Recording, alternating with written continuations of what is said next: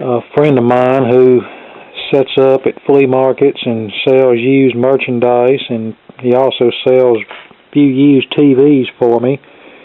Picked up this little set for me from a vendor that was set up next to him. They had been trying to sell it for $10 and no one would buy it, and they asked my friend if he wanted it. He said, if you don't want it, we're going to throw it away, and he knows I like this old stuff, so he picked it up and brought it to me. Anyway, this is a 13-inch RCA color TV from 1984 and still works. Have it hooked up to a DTV converter. Really the only thing I find wrong with it are the potentiometers are dirty and need cleaning, but that's an easy fix. Grandma and Grandpa are the most awesome people in the whole wide world. And as you can see, this TV has been in an accident. Gets her bath at 7 and then she has to be in bed by 8. It's just proof that these older TVs are much more durable than this modern crap that they make. This TV is almost 30 years old, and despite the fact that it's been dropped and the cabinet's busted on it, it still has a beautiful picture on it. You do that to a modern LCD TV, and that's going to be the end of it. The first step toward resolution of these problems today. And once again, it just shows how snobby most of the buying public is now. There was a time I could have put this TV out for sale, even with a busted cabinet, and I could have got $35 or $40 out of it, no problem. But in today's world, you put it out for $10 and can't even get anybody interested. But as you can see, this thing has a very nice picture. Actually looks better than what the camera shows, but I certainly don't have a problem with watching a TV like this. And down here, you can't really see it, but there's your thumb wheel adjustments for brightness, picture, color, and tint.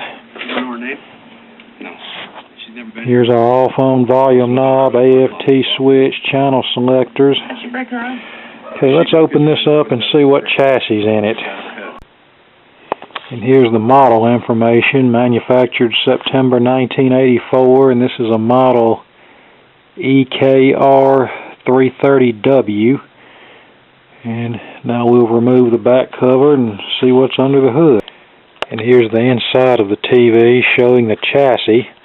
According to the paper inside of the cabinet, this is a CTC 123 chassis, and to be honest with you, I've never actually seen this particular RCA chassis. All the little 13-inch RCAs from this period that I've had the pleasure of working on, I always used the same chassis that was in the bigger portables like the CTC 117, 118, 120, the ones that had the big heat sink across the back and the big electrolytic capacitor bolted on the back.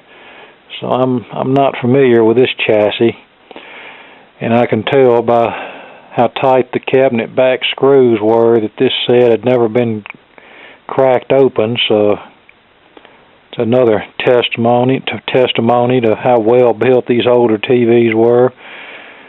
Almost 30 years old, has obviously been dropped and has never been worked on, but yet still produces a real nice picture. A lot of people make fun of me for keeping these older TVs, and they don't understand how I can actually watch an old TV like this. But I have no problem with watching an old TV like this. These are the kind of TVs I was raised on, and they were just fine for me 20 or 30 years ago, and they're just fine now.